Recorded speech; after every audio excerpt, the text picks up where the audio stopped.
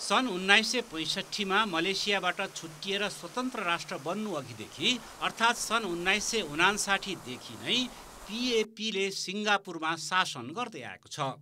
अमेरिकामा शिक्षित 52 वर्षीय अर्थशास्त्री लरेन्स वोङ गत वर्ष मात्रै सुशासनको निरन्तरताका साथै नयाँ रगत र नयाँ शैलीको नेतृत्वको बाचाका साथ देशको चौथो प्रधानमन्त्री बन्नुभएको थियो। आधुनिक सिङ्गापुरका संस्थापक नेता ली क्वान यूका छोरा ली सेन लुङको 2 दशक लामो प्रधानमन्त्रीत्वको समापनसँगै वोङले सत्ता आफ्नो हातमा लिनुभएको थियो। गत वर्ष पार्टी महासचिव नियुक्त भए यता वोङको नेतृत्वमा भएको यो पहिलो निर्वाचन हो भने यस निर्वाचनमा पीएपीले 65.6% मत प्राप्त गरेको छ।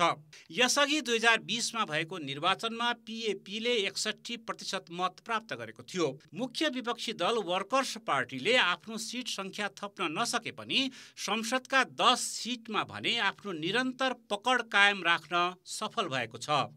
पीएपीको लोकप्रियताको एउटा मूल कारण यसका संस्थापक नेता तथा देशका प्रथम प्रधानमन्त्री तथा आधुनिक सिङ्गापुरका संस्थापक ली क्वान यूको विरासतलाई मानिन्छ।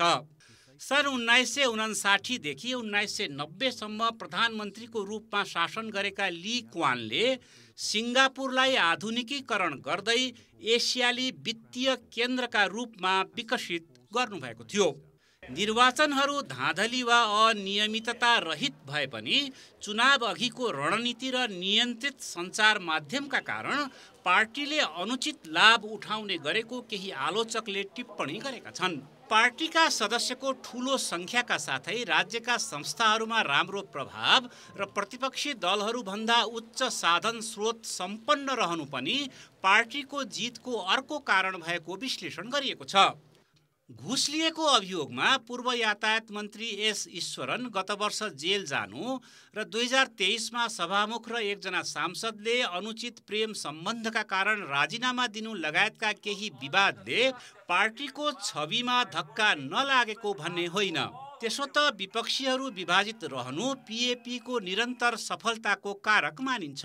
यसपटक पनि पीएपी विरुद्ध 10 वटा दलहरू आफ्नै उम्मेदवारका साथ मैदानमा थिए। यसपटकको विजयको मूल कारण भने अमेरिकी राष्ट्रपति डोनाल्ड ट्रम्पले लिएको आयात कर नीतिका कारण वैश्विक व्यापारमा आउने हलचलको डरका बीच कुनै नयाँ पार्टीलाई सत्ताको साँचो सुम्पिनुको साटो मतदाताले पुरानै र चिरपरिचित सत्तारूढ दललाई नै विश्वासको भारी मत दिएको अन्तर्राष्ट्रिय समाचार माध्यमहरूको विश्लेषण छ। सिङ्गापुरको अर्थतन्त्र मूलतः व्यापारमा आधारित छ भने राष्ट्रपति ट्रम्पले सिङ्गापुरबाट आयात हुने वस्तुमाथि 10% आयात कर लगाउने घोषणा गर्नुभएको छ।